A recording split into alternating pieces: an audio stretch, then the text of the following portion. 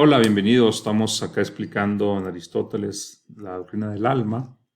Esta doctrina pues tiene la ventaja, por un lado, de que tenemos un tratado famoso, muy trabajado, el tratado acerca del alma, ¿no? Que es pues la base principal para comprender este problema filosófico. Eh, Obviamente, Aristóteles, siendo un filósofo sistemático, como ya lo hemos planteado en otros videos, pues siempre va a plantear los problemas según su aparato de conceptos, ¿no? Tiene que ser coherente con sus conceptos básicos. Esos conceptos los encontraremos en la metafísica: el concepto de entidad, el concepto de potencia, el concepto de acto, el concepto de materia, el concepto de forma, ¿no? Todos esos conceptos les sirven para plantear los diversos problemas filosóficos. Entonces, el alma no es la excepción. El alma es un problema, pues, con historia en la filosofía griega, ¿no? Hay toda una tradición filosófica que plantea el problema del alma, y él en particular pues está muy vinculado con Platón, su maestro, ¿no? Que pues tenía ideas muy particulares sobre el alma. Defendía, por ejemplo, la inmortalidad del alma, defendía que tiene partes el alma: la parte racional, la parte irascible, la parte concupiscible, ¿no? Que ya hemos estudiado. Y eso también incluso le sirve para plantear su teoría del Estado, ¿no? La parte racional son los filósofos, la parte irascible son los guardianes o militares, la parte concupiscible pues son los trabajadores o artesanos. Eso con Platón. Pero planteando el tema del alma en particular, pues tenemos un alma como con partes y un alma inmortal en Platón, ¿no? Ya es un debate qué parte es la inmortal, ¿no? Si toda el alma o nomás la parte racional, pues eso ya debaten los especialistas en Platón.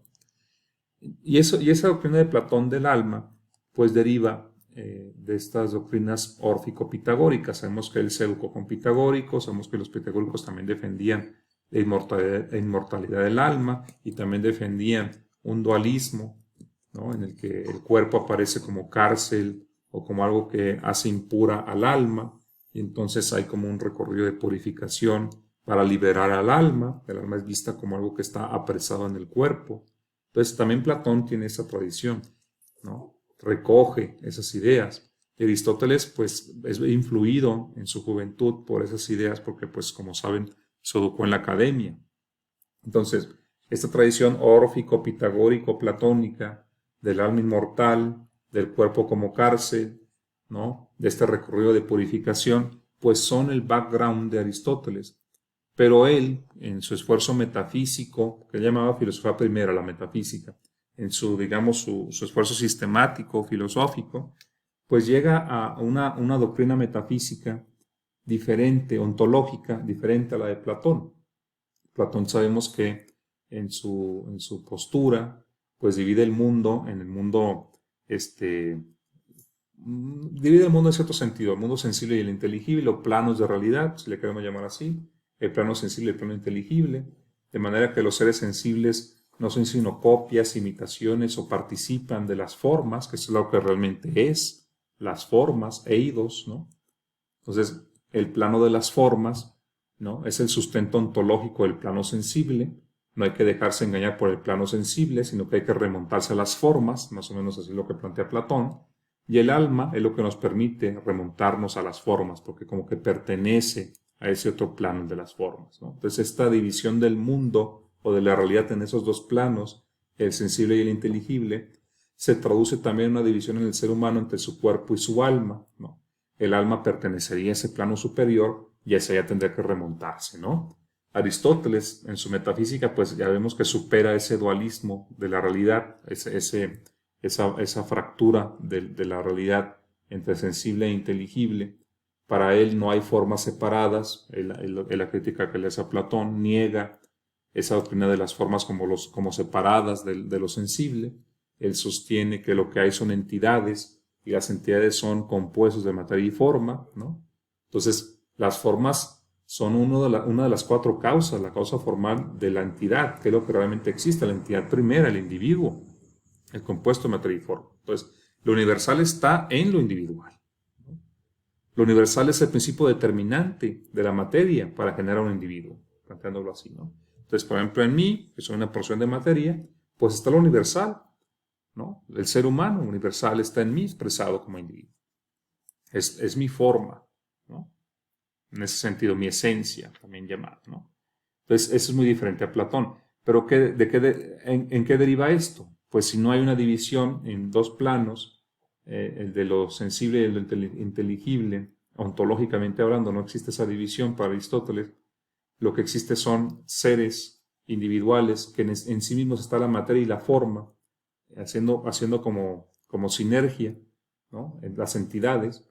Pues entonces el alma, que para Platón pertenecería a ese otro plano, pues el alma va a pertenecer a este plano, como la propia forma, ¿no? La forma está en el individuo, pues también el alma está en el individuo. Nosotros tenemos alma, pero es más difícil pensar que Aristóteles aceptara la existencia separada del alma. Pues separada ¿en dónde? Si no hay otro plano de realidad, ¿no? Entonces, ¿cómo en dónde estaría el alma si no tendría cuerpo, ¿no? ¿Dónde están las formas si no están unidas a una materia? Porque para Aristóteles eso es existir, tener materia y forma. Pero él no plantea materia separada, perdón, formas separadas de la materia más que en el intelecto, ¿no? No plantea formas separadas ontológicamente hablando, sino intelectualmente hablando, epistemológicamente hablando. Entonces, el alma, ¿cómo existiría separada del cuerpo? Pues ¿en dónde? Es como pensar una forma separada del cuerpo, ¿no? Entonces, desde ahí podemos pensar que Aristóteles no va por el camino de Platón. Aristóteles no tiene la misma idea de Platón en el tema del alma.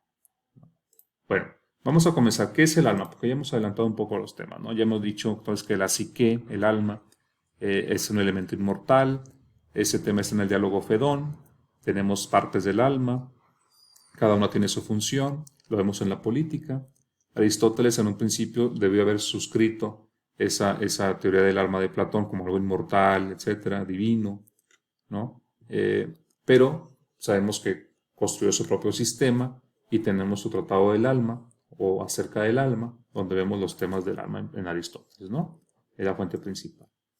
Una primera definición del alma, o de acuerdo con los conceptos de Aristóteles, es el alma como forma, ¿no? Aquí lo que digo es, pues el alma es la forma que determina la materia de un cuerpo viviente, ¿no? Es decir, el alma es forma, y forma ya sabemos que es el principio determinante de lo indeterminado que es la materia, ¿no? Entonces, la forma, ya vemos nosotros, es esta determinación de la materia que es algo indeterminado, y gracias a esa determinación, y solo gracias a esa determinación, podemos tener una entidad individual, ¿no? Entonces, la materia como algo indeterminado, como pura potencia, se actualiza, se determina, se individualiza, ¿no? Se hace algo concreto por la forma, ¿no? Yo entendería la forma como una configuración, una disposición de la materia, de manera que pueda haber funciones vitales, ¿no? Eso sería el alma, ¿no? Una organización, distribución, configuración, disposición de la materia, de manera que tenemos un ser viviente. Entonces, eso sería el alma como forma, ¿no? Entonces, tenemos el ser viviente es también un compuesto ilemórfico. Tiene su cuerpo, que eso alude a su materia, de lo que está hecho, su sustrato, dice Aristóteles, y tiene su forma, que es el alma, ¿no? La manera en que esa materia está determinada para que tengamos un viviente. Entonces, ese es el alma como forma. También el alma se puede entender como acto. ¿En qué sentido? Pues, como dice Aristóteles, ¿no? El alma lo define como el acto de un cuerpo que en potencia tiene vida. Entonces, el cuerpo es materia. En potencia puede ser algo vivo. Cuando está vivo, cuando en acto es algo vivo, pues decimos que tiene alma. Y decimos que el alma entonces es entelequia, ¿no? Entelequia es como una perfección. Cuando se cumple el acto, ¿no? También cuando se cumple la potencia, se llega al acto, tenemos una entelequia, ¿no? La vida, pues es la perfección de un cuerpo vivo, ¿no? O de un cuerpo que en potencia tiene vida, ¿no? Entonces es acto, es entelequia el alma. Esto pues es coherente con su doctrina de la potencia y el acto. El cuerpo es la materia, el cuerpo es la potencia, ¿no? La forma, que es el alma, hace que ese cuerpo pueda llevar la vida en acto, ¿no? Entonces, si se fijan, vida y alma están muy relacionadas, ¿no? El alma es forma, ¿no? Es la forma en el viviente, la configuración, determinación de la materia como para que tengamos vida, funciones vitales, ¿no? Y la vida justamente es la actualización de esa potencia de vivir que está en el cuerpo, ¿no? Que se da cuando tiene alma. Entonces, alma, forma, acto, vida, ¿no? Son muy relacionados. Yo diría que el alma es un principio vital que se traduce propiamente en operaciones vitales, ¿no? Desde las más básicas a las más complejas. Yo creo que el alma tenemos que entenderlo como eso, como el principio de la vida, y la vida es un conjunto de funciones, de operaciones que tiene el viviente, ¿no? Entonces, esas operaciones además son de varios tipos, de varios como niveles, ¿no? De complejidad. Hay unas operaciones más básicas o funciones más básicas y otras más complejas, y entonces tendremos tipos de almas, porque algunas almas tienen algunas funciones y otras no. Vamos a entrar a ese tema. ¿Cuáles son esas funciones del alma en que consiste vivir propiamente? ¿No? Vamos a entrar a ese tema. Aristóteles, como digo acá, distingue tipos de vivientes, a los que corresponden tipos de almas, ¿no? Que van sumando, agregando funciones, capacidades u operaciones. Los tipos más complejos de alma, los tipos más complejos de vivientes, incluyen los tipos más básicos, ¿no? Sabemos que Aristóteles fue muy interesado en esos temas biológicos, tiene varios textos sobre los animales, ¿no? Entonces, se nota que él era como un biólogo, ¿no? Le interesaba mucho el tema de la vida, de su organización, de sus tipos. Entonces, él distingue tipos de alma, tipos de vida, tipos de funciones, ¿no? Dice él, hay un alma vegetativa, ¿no? Es el principio vital más elemental, ¿no? La vida vegetal, ¿no? Entonces tenemos esta alma vegetal por regula la nutrición, el crecimiento, la reproducción, que son funciones básicas, ¿no? Tenemos el alma sensitiva, que ya es un tipo de alma más elaborado, ¿no? Entonces, si digan, volviendo un poco al vegetativo, para Aristóteles un ser vivo es aquel que se puede nutrir, que crece y se reproduce, digamos que son las funciones básicas de todo ser vivo, ¿no?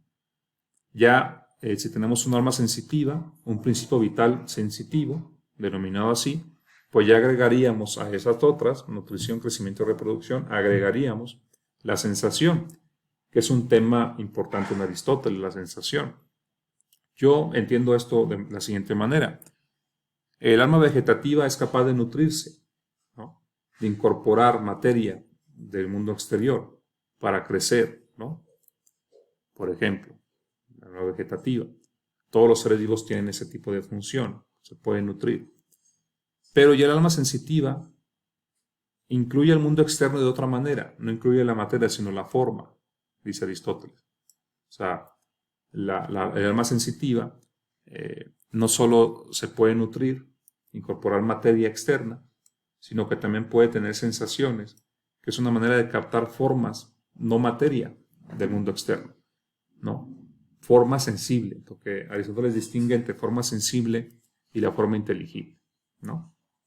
Entonces, el alma vegetativa incluye la sensación, que ahorita explayaremos o desarrollaremos eso de la sensación, pero además incluye el apetito o deseo y el movimiento, que también ahorita hablaremos de eso del deseo y el movimiento, ¿no? Entonces es un alma que ya permite la percepción, captar la forma sensible de los objetos externos, incorporarlos de alguna manera en la sensación. Bueno, luego tenemos el alma intelectiva, ¿no? El alma intelectiva es el grado más elevado de alma, o el tipo más elevado de alma, además de las funciones del alma vegetativa y sensitiva. El alma intelectiva, que es la del ser humano, incluye las facultades del pensamiento, ¿no? O inteligencia o intelecto. Aquí Aristóteles, a esto, para simplificar, le llamaremos nous, ¿no? Nous. El alma intelectiva tiene nous, tiene pensamiento. Y como ya veremos, el pensamiento o el intelecto le permite al ser humano, además de que incorpora la nutrición y puede tener percepciones, ¿no? El ser humano puede captar también formas inteligibles. Entonces tenemos que explicar la diferencia entre la forma sensible y la forma inteligible, ¿no? Pero bueno, vamos hablando de la sensación, porque el ser humano tiene alma sensitiva y al final de cuentas el intelecto lo construye y lo describe Aristóteles por analogía con la sensación. Vamos a hablar en qué sentido se hace esto, ¿no?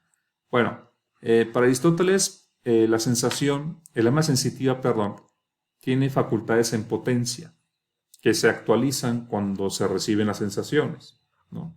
El alma sensitiva, pues en potencia puede ver, puede escuchar, puede sentir, ¿no? Y esas facultades en potencia se actualizan cuando alguien ve, cuando alguien escucha, cuando alguien ejerce el sentido del gusto, ¿no?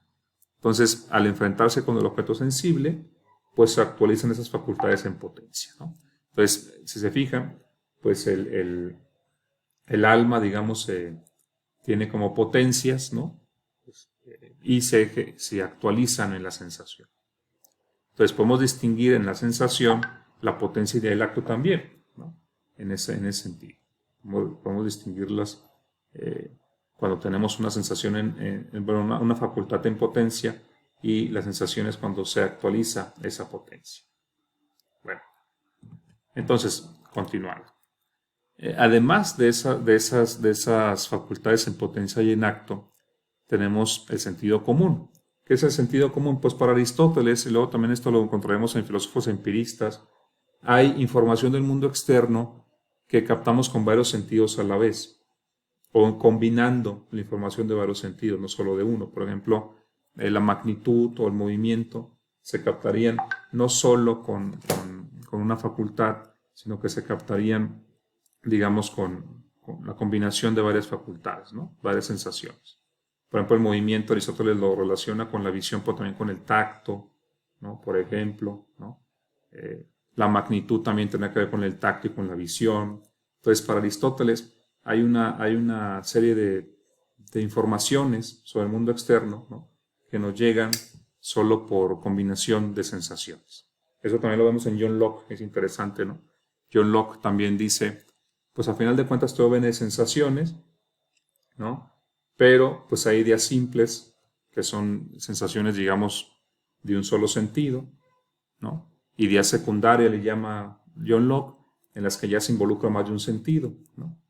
Entonces, a final de cuentas todo viene de la sensación simple, pero hay información que requiere como dos sentidos para poderla captar, ¿no?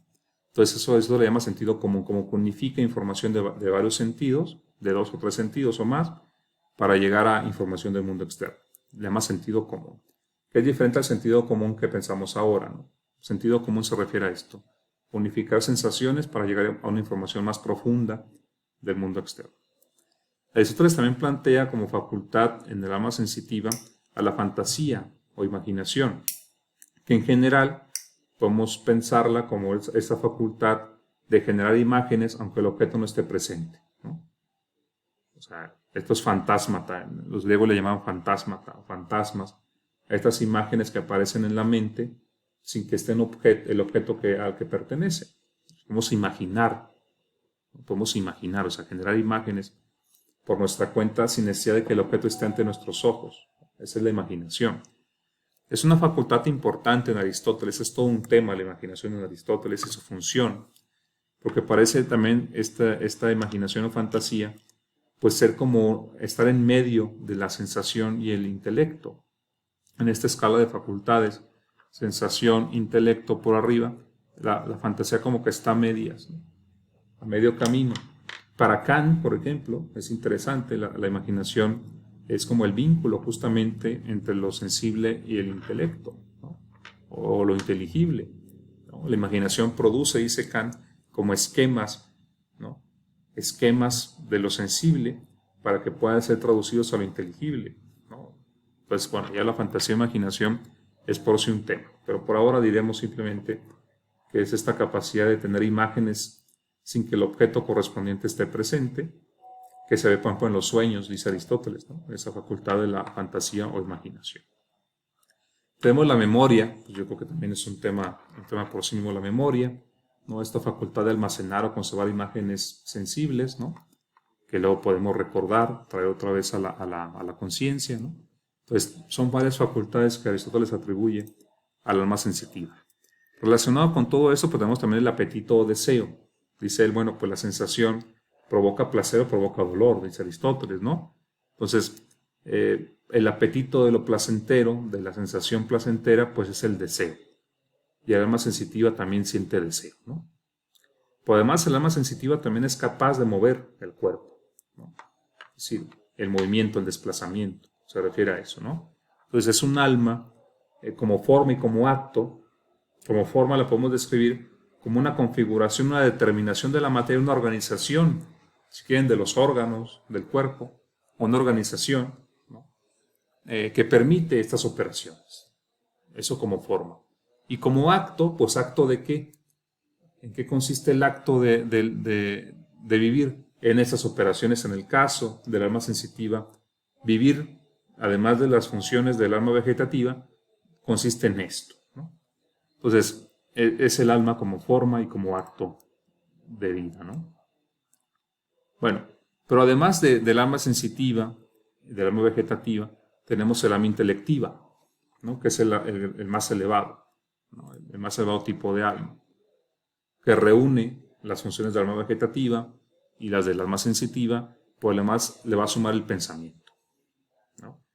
El acto intelectivo es lo que les decía. El acto intelectivo o cognoscitivo es análogo al sensitivo en el sentido de que el alma recibe aquí formas, solo que no recibe formas sensibles sino inteligibles. Para entender la diferencia entre una forma sensible y una inteligible, pensemos en lo siguiente, ¿no? El alma sensible pues todavía es como muy cercana al objeto material, ¿no? O a la materia del objeto externo. Por ejemplo, cuando vemos una persona, pues lo que tenemos es como una reproducción en la mente de lo que la persona es, de su imagen, más bien de su imagen, de su apariencia, ¿no? Pero la forma inteligible ya no tiene que ver con esa persona individual, sino con el universal, ¿no? Vemos, por ejemplo, X persona, Juan, ¿no? La forma sensible de Juan es como la imagen sensible que tenemos de él, ¿no? Como una reproducción de él, una fotografía, ¿no? Es una forma sensible. Pero ya la forma inteligible que podemos reconocer en Juan es a él como miembro de una clase de objetos que son los seres humanos. Y vamos a decir, Juan es un ser humano, es decir, es un animal racional, por usar la definición de Aristóteles. Entonces, reconocer en Juan su esencia universal, que comparte él con todos los otros seres humanos, ver eso, más bien inteligir eso en Juan, eso es abstraer de él la forma inteligible. Entonces no es lo mismo la forma sensible que captan los sentidos, que es como la apariencia, ¿no? Que la forma inteligible que sea la esencia, ¿no? Ya pensable, no perceptible, sino pensable de algo, ¿no? Bueno, ver un árbol, su forma sensible, pues es como la imagen del árbol particular que tenemos a la vista, ¿no? Una reproducción de su apariencia, pero pensar la esencia del árbol es justamente definirlo como en su universalidad, lo que hay de él de universal, ¿no? Bueno, es un ser vivo que tiene un tronco, que tiene raíces, tiene hojas. Ese concepto, esa definición de árbol, es lo que puede captar el intelecto. Esa es la forma inteligible de algo. Entonces es distinto, ¿no? Es una capacidad diferente que no tienen los animales. Los animales evidentemente pueden captar formas sensibles, ¿no? Porque tienen sentidos, pero no pueden reconocer las esencias de las cosas, las formas inteligibles o esencias de las cosas. Eso sí lo puede hacer el intelecto, ¿no? Entonces, bueno, eso aquí es interesante porque entre el tema del intelecto y el intelecto para Aristóteles tiene como dos caras, o son dos intelectos, ¿no? Depende de la interpretación, ¿no? Porque si el intelecto, si lo pensamos así, puede captar las formas de cualquier objeto, las formas, ¿no? Pues él mismo debe ser algo que capte formas, por lo tanto no podría tener forma concreta, más bien debe ser la capacidad de captar formas. Entonces debe ser como potencia, ¿no? Ahorita vamos a entrar a ese tema. Bueno, ya distinguimos aquí entre las formas sensibles y las inteligibles. Yo aquí agrego otra información. Esto les utiliza el ejemplo. Dice, bueno, una forma sensible puede ser muy intensa y limitar la sensación, ¿no? Por ejemplo, un ruido muy fuerte, una luz muy intensa, pues no nos permiten tener una sensación adecuada. Incluso pueden dañar el órgano, el oído o el ojo, ¿no? Entonces, ahí se nota que esas formas sensibles todavía tienen como relación con la materia. En cambio, pues no pasa eso con las formas inteligibles, ¿no? sea, las formas inteligibles son de otro tipo. No tienen como esa intensidad que vemos en un ruido muy fuerte o una luz muy fuerte. Las formas inteligibles pues no, pues, obviamente son de un órgano, ¿no? Sino son ya del intelecto. Pues aquí las distingue también Aristóteles. Pero es interesante y es importante saber que para Aristóteles el conocimiento inteligible, o sea, lo inteligible, depende o tiene como base lo sensible. Aristóteles es un empirista en ese sentido. O sea, él considera que no hay nada en el intelecto que no haya pasado por los sentidos, ¿no? Esa frase famosa que luego van a utilizar los empiristas de lengua inglesa, ¿no? No hay nada en el intelecto que no haya pasado por los sentidos. La forma inteligible al final se logra por una operación de generalización o abstracción a partir de lo individual. Si podemos llegar a que Juan es un ser humano y un ser humano es un animal racional, eso lo hacemos solo a partir de una generalización, ¿no?, de muchos seres humanos, ¿no? Entonces es una abstracción lo que hace el intelecto. No es una capacidad que vea otras cosas que no ven los sentidos. Bueno, sí lo es, ¿no? Pero no es como que sea independiente de los sentidos esa visión o esa intelección, sino que depende en última instancia de la información de los sentidos, esa intelección. Bueno, está este tema, ¿no?, que ya es el último de este video. ¿El alma es inmortal? Eso es un problema que había preocupado a Platón, que había preocupado a los pitagóricos y a los órficos. ¿El alma es inmortal? Pues podemos que para Platón sí, ¿no? También la explicación de Platón pues la podemos ver en el Fedón, en este diálogo. Para los órficos y los pitagóricos también el alma es inmortal, pertenecería a otro plano de realidad, ¿no? Será algo divino para muchos, algo divino encerrado en un cuerpo mortal, en cuerpo material. Entonces esa es la cuestión, ¿no? Para Aristóteles, ¿cómo es esto? Si se fijan, ya habían adelantado yo esto, el alma como principio vital, ¿no?, y como lo que permite que un cuerpo tenga funciones vitales, pues sería raro que lo pensáramos como algo inmortal, ¿no? Inmortal en este contexto significa que puede ser separable del cuerpo, ¿no? Así es el sentido en Platón y en los pitagóricos, algo separable del cuerpo. Está encerrado ahí, pero puede pensarse como separado del cuerpo. Eso es el dualismo. Pero el alma de Aristóteles es difícil que la pensemos como separada del cuerpo, ¿no? Porque hemos dicho que es un alma vegetativa que tiene nutrición, crecimiento, reproducción. ¿Cómo podemos pensar en una nutrición separada del cuerpo? O una reproducción separada del cuerpo. O un crecimiento separado del cuerpo. Si fijan, son funciones del cuerpo, ¿no?, pensándolo así. De hecho, algunos discípulos de Aristóteles, como dice Arco y otros, así pensaban en el alma, ¿no?, como el conjunto de funciones vitales simplemente.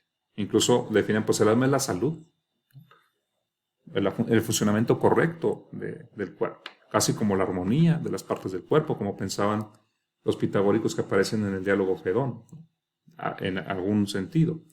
Entonces, para Aristóteles es diferente la cuestión, ¿no? En todo caso, si queremos buscar algo inmortal en el alma, no será toda el alma de entrada, sino algo en el alma, y pues sea lo menos material. Y de acuerdo con lo dicho, pues lo más alejado de lo material en cierto sentido es el intelecto, porque no capta formas cercanas a lo material como la forma sensible, sino la forma inteligible, es capaz de generalizar, abstraer. Entonces esa parte del alma, esa función del alma, la función intelectiva del alma, sería como en todo caso lo que podemos pensar separado, ¿no? Es el resquicio que quedaría para una posible inmortalidad, pero como veremos el tema es complejo. Entonces, como he dicho, para Platón no hay duda de que el alma es inmortal por su tradición pitagórico-órfica, ¿no? Es algo separable del cuerpo, distinto del cuerpo. Un poco también esto está en Descartes, ¿no? En Descartes incluso le llama una sustancia diferente. La res extensa es diferente de la res cogitans en Descartes, ¿no? Y dice él, pues soy algo cuya esencia consiste en pensar de ese Descartes, ¿no? Y puedo imaginarme incluso sin cuerpo, pero no puedo imaginarme sin pensar. Entonces, él dice, en esencia soy pensamiento, ¿no? Entonces luego él se enfrenta con el problema de la comunicación de sustancias, entre la res extensa y la res cogitans. Bueno, eso es el dualismo de Descartes, que también en Platón también hay un dualismo. En Aristóteles, si he logrado explicarme bien, pues no hay un dualismo de ese tipo, porque el alma pues es un principio vital del cuerpo, ¿no? No es algo separable, o es difícil pensarlo como separable, pero Aristóteles se lo pregunta, ¿no? ¿Hay algo en el alma que pueda pensarse como separable del cuerpo? Y entonces como que sugiere que el intelecto, ¿no? Que el intelecto puede ser lo separable o lo menos material del cuerpo, perdón, del alma, ¿no? Entonces, pero bueno, esto del intelecto tiene su complicación particular, ¿no? Justamente como que Aristóteles, los especialistas coinciden en que va postergando el asunto, postergando el asunto, postergando el asunto, y cuando ya por fin llega el asunto que es en el Tratado del Alma, ¿no? Ahí en la línea 430 del Tratado del Alma, 410, 430, ¿no? Si recuerdo bien, ahorita vamos a ver un fragmento, de hecho, pues cuando llega el tema del alma en su parte, digamos, menos material, la parte intelectiva, la parte que podría pensarse como separada, pues llega a las siguientes conclusiones, que son muy problemáticas y muy complejas y se han discutido por siglos, ¿no? El nous, por llamarle por su nombre, el nous, el intelecto, pues había sido considerado por Anaxágoras que había sido contemporáneo de Sócrates, ¿no? Anaxágoras le llamaba el nous, pues este principio que organiza la materia, las semillas, dice él, y el nous es como algo divino para Anaxágoras, ¿no? En Platón también la parte racional del alma, el nous, pues también es algo como divino, y Aristóteles como que también tiene como esta idea, ¿no? Como que el nous es una parte muy elevada, Dios mismo pues es eso, es nous, es pensamiento, el pensamiento que se piensa a sí mismo, como ya habíamos dicho. Entonces, hay un nous en el hombre, hay un pensamiento en el hombre también, ¿no? Ahora, ese pensamiento que está en el hombre es separable del cuerpo, eso es lo que hay que dilucidar, ¿no? Entonces, bueno, nosotros sabemos que el intelecto, como ya hemos dicho, pues en cierta manera es una potencia, ¿no? Como todas las facultades sensitivas, ¿no? La vista, el oído, todos son potencia que se actualiza cuando se ejerce, ya lo habíamos visto eso, ¿no? Entonces también el intelecto tendría esa como potencialidad, ¿no? Si el ojo tiene la potencia, la vista, la potencia de ver, ¿no? De captar imágenes, de recibir sensaciones visuales, pues el intelecto tiene la potencialidad de recibir formas, ¿no? Las formas inteligibles, claro, ¿no?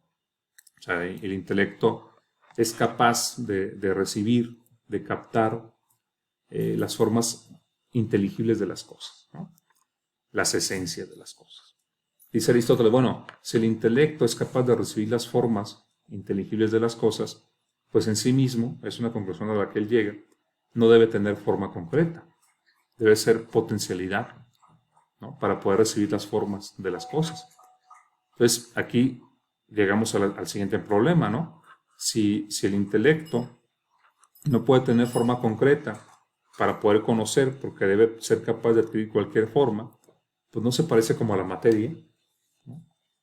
Pero bueno, evidentemente aquí estamos hablando de una facultad y la más elevada del alma, que es forma, no materia del cuerpo, pero en ese sentido tendrá este carácter material entre comillas, puede adquirir cualquier forma, ¿no? Entonces no es nada determinado el intelecto, me viene su pura potencialidad. Pero eso de pura potencialidad, hablando de la parte más elevada y más digna del alma, como que no deja de ser satisfactoria, más bien no llega a ser satisfactoria, porque aquí esperábamos ver como el acto, ¿no? Un acto, como Dios mismo que es acto puro, ¿no? Y es pensamiento del pensamiento que se piensa a sí mismo, pues ahora resulta que el intelecto del ser humano es más bien potencial de recibir las formas externas. Entonces aquí se habla el tema del intelecto activo y el intelecto pasivo, y leeremos esta cita de Aristóteles como lo expresa él. Dice, exactamente igual que en la totalidad del mundo físico hay en cada clase por una parte la materia, es decir, lo que esas cosas son en potencia, y por otra algo distinto que es la causa eficiente, en el sentido de que ella hace todas esas cosas, por ejemplo un artesano en relación con su materia, así en la esfera del alma existe también esa distinción. Un nous es de una naturaleza susceptible de convertirse en todas las cosas. Es el nous como material o el nous potencial, ¿no? El otro, de una naturaleza susceptible de hacerlas todas ellas. Una especie de estado positivo. como la luz, porque en un sentido la luz hace los colores potenciales colores reales, ¿no? Entonces, lo que está diciendo aquí Aristóteles es que hay un nous análogo a la materia, que es potencia de recibir las formas, por eso es la materia, ¿no? Potencialidad de recibir una forma, ¿no? Y entonces también habría un nous análogo a esa materia de las cosas físicas, que es capaz de recibir las formas. Pero así como en el mundo físico, se fijan que es un razonamiento analógico, así como en el mundo físico determinada materia adquiere una forma por acción de una causa eficiente, en este caso un artesano, ¿no? Que logra que un trozo de madera se haga mesa o que un árbol se haga mesa, ¿no? La causa eficiente del movimiento que hace que una materia adquiera una forma nueva, ¿no? Pues así también, dice él, por analogía, podemos pensar en un nous, en un intelecto, que sea como causa eficiente y que así como el artesano produce formas, este nous activo produzca formas, ¿no? Y haga que esa forma se imprima en el nous pasivo o nous paciente, en el intelecto paciente, así como el artesano es un principio activo, un principio eficiente, ¿no? Causa eficiente, que logra que la materia adquiera cierta forma, actualice su potencia, así también el nous activo es causa eficiente de que el nous pasivo adquiera cierta forma, es lo que dice Aristóteles, ¿no? Entonces, ¿qué es el nous activo? Pues podemos definirlo, ¿no? Como algo que es capaz de hacer inteligibles todos los objetos, porque al final de cuentas, eso de hacer que el nous pasivo adquiera las formas de los objetos, pues es conocer, ¿no? Entonces, y para lograr eso, para que el nous pasivo reciba las formas inteligibles, pues esas formas inteligibles deben salir de algún lado. ¿De dónde salen las formas inteligibles? Pues el nous activo sería capaz de generarlas. Yo interpreto que las genera por abstracción o generalización a partir de las formas sensibles. Las formas sensibles son individuales, son de apariencia, pero si nosotros generalizamos a partir de lo individual, podemos abstraer de ellas un universal, ¿no? A partir de una generalización de lo individual, podemos abstraer un universal, y eso sería la forma inteligible. Yo creo que esa es la operación del intelecto activo, ¿no? Una abstracción o una generalización, ¿no? Crear la forma inteligible, más bien será abstraer la forma inteligible, ¿no? de los individuos, a partir de lo sensible. Me parece que esa es la labor del nous activo, ¿no? Yo lo pongo en pregunta, ¿no?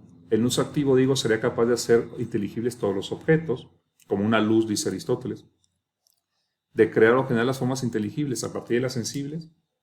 ¿O será que el intelecto activo metafóricamente ilumina la forma inteligible más que crearla? ¿No? Puede ser.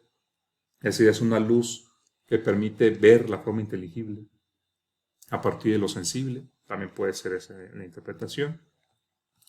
Pero además de eso, parece que el intelecto activo, así como la causa eficiente opera sobre la materia para imprimirle una forma, pues el intelecto activo operaría sobre el pasivo para ofrecerle, donarle o imprimirle la forma inteligible, de manera que el intelecto pasivo adquiera propiamente la forma inteligible, ¿no? Y eso sería conocer. Bien, pues esto ya es algo complicado, ¿no? Entonces, en el segundo párrafo aquí digo, el nous activo, en ese sentido, hace todas las formas, mientras que el pasivo toma o recibe todas las formas inteligibles, ¿no? Entonces, el nous activo será causa eficiente para que el nous pasivo conozca en acto, así como la materia, por la acción de la causa eficiente, pasa al acto de alguna de sus potencias. Por ejemplo, la madera en potencia es mesa y se actualiza gracias a la acción de una causa eficiente. Siguiendo la analogía, pues el nous activo es lo que permitiría que el nous pasivo se actualizara, ¿no? Y conociera o adquiriera una forma inteligible. Esto pues ha generado un montón de problemas, ¿no? se han hecho muchas interpretaciones en el tema de la inmortalidad del alma, ¿no? Por ejemplo, Alejandro de Afrodisias, del siglo II, muy famoso intérprete de Aristóteles, él dice, pues el intelecto pasivo es Dios, ¿no? Perdón, el intelecto activo es Dios, ¿no? El intelecto activo es Dios, lo humano es el intelecto pasivo, recibir las formas inteligibles, por el que las ilumina es Dios, el que las genera para la inteligibilidad es Dios. Entonces, según esta interpretación, pues si la inmortalidad dependería de lo activo, ¿no? Siguiendo, digamos, el estilo aristotélico de pensar, lo inmortal sería aquello que no es potencia, sino bien es acto, ¿no? Y si en el caso del alma no podemos pensar como separable la nutrición y la reproducción y nada, sino si acaso lo intelectual, y dentro de lo intelectual tenemos lo potencial y lo activo, y como repito, lo inmortal se parece más al acto, no a la potencia, y resulta que el acto intelectual es Dios, o el intelecto activo es Dios, y lo humano es el intelecto pasivo, pues se puede deducir que no hay una inmortalidad individual, ¿no? Lo inmortal y lo eterno es Dios. El ser humano no tiene una parte o función en su alma individual, algo inmortal, ¿no? Si acaso, de alguna manera en él opera el intelecto activo, pero es Dios. Y es separado, sí, pero no es algo del individuo, es Dios, ¿no? Entonces, esa interpretación es de Alejandro de Afrodisias. Para Averroes, que también tiene su lógica, él dice, a ver, el intelecto pasivo es capaz de recibir todas las formas, ¿no? Pero él no tiene forma. De acuerdo, entonces en eso se parece a la materia. Pero así como la materia en sí misma, sin forma, no es algo individual, ¿no? Porque es algo indeterminado, que solo puede ser individual cuando tiene una forma, ¿no? Pues también el intelecto pasivo no puede ser algo individual, debe ser algo común a todos. Entonces, para Averroes, es una tesis interesante, hay un solo intelecto pasivo para todos los seres humanos. Entonces, también aquí la inmortalidad queda como en entredicho, porque ni siquiera el intelecto pasivo sería nuestro, sería común, ¿no? Entonces, ¿dónde queda una inmortalidad individual? Si ni siquiera el intelecto pasivo es individual. Es curioso, ¿no? Bueno, y otra solución que le da Santo Tomás, pues es la que logra salvar la inmortalidad individual. Sabemos que Santo Tomás pues, es un filósofo cristiano, ¿no? Entonces, pues el cristianismo, quizá la base del cristianismo, o una de sus bases es postular la salvación, ¿no? Y esa salvación es individual. Y postular también, de alguna manera, la inmortalidad. No sé en qué sentido concreto la inmortalidad, pero sí sostener que después de la muerte, pues hay otra vida, ¿no? O sea, algo permanece ahí, ¿no? Entonces, ¿cómo puede ser posible eso? Pues Santo Tomás defiende que cada persona individualmente tiene un intelecto activo, ¿no? Hay un intelecto activo en cada persona, ¿no? Es una alucinata, dice Santo Tomás, es separable del cuerpo y está en acto constante. Y es una creación divina, además, ¿no? O sea, el intelecto activo individual es creación, es una creación divina, ¿no? Asignado a cada ser humano, ¿no? Entonces ahí, pues, digamos que se puede resolver la cuestión. Si hay inmortalidad individual, gracias a ese intelecto activo individual. Pero bueno, son soluciones diferentes. Santo Tomás tiene una obra que se llama Disputaciones o debates, cuestiones disputadas sobre el Tratado del Alma de Aristóteles, sobre el de ánima. Entonces, pues ahí es donde Santo Tomás debate con sus antecesores, sobre todo con Averroes, con Avicena, con los filósofos musulmanes, ¿no? De lengua árabe. Entonces, bueno, es todo un problema el tema del intelecto activo, pero es importante para aquellos que buscan soluciones al problema de la inmortalidad del alma. A mí lo que me interesa de Aristóteles más bien es su forma de pensar, ¿no? Yo siempre me he enfocado en los filósofos en cómo ellos diseñan conceptos para pensar problemas. En este caso Aristóteles tiene conceptos como potencia, acto, materia y forma que le permiten pensar problemas como el alma. Entonces, como filósofo sistemático, pues todos los problemas a final de cuentas son planteados según su aparato conceptual. Y en el caso del alma es muy claro. Plantea el problema del alma con los conceptos de materia y forma, la nombra forma del cuerpo, que en potencia, forma del cuerpo del viviente, ¿no? Y también plantea el problema según los conceptos de potencia y acto, y lo dice así, el alma es el acto de un cuerpo que en potencia tiene vida. Entonces, él está definiendo el alma según sus conceptos y planteando los problemas según sus conceptos. También las sensaciones todas son como facultades en potencia que se actualizan en la propia sensación. El intelecto también tiene una parte potencial y una parte activa. Entonces, vemos pues en Aristóteles cómo sus propios conceptos de su sistema, que los define en la metafísica, ¿no?, en esta obra titulada Metafísica, pues son los que le sirven para plantear los problemas. Y yo creo que eso es lo que hace un filósofo, diseñar conceptos para pensar problemas. Y lo vemos muy claramente en Aristóteles. ¿Cuál es el problema? Pues, ¿qué es el alma?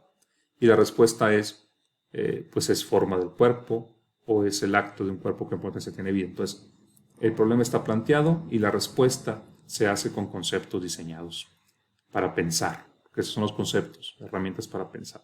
Y bueno, espero haber sido claro. El problema del alma en Aristóteles no se agota tan fácil, no hay consenso entre los intérpretes. Yo seguí a Guthrie, este especialista en filosofía griega, pero bueno, esto puede servir como una introducción al problema del alma en Aristóteles y del intelecto activo, que es la finalidad de este tipo de cursos, ¿no?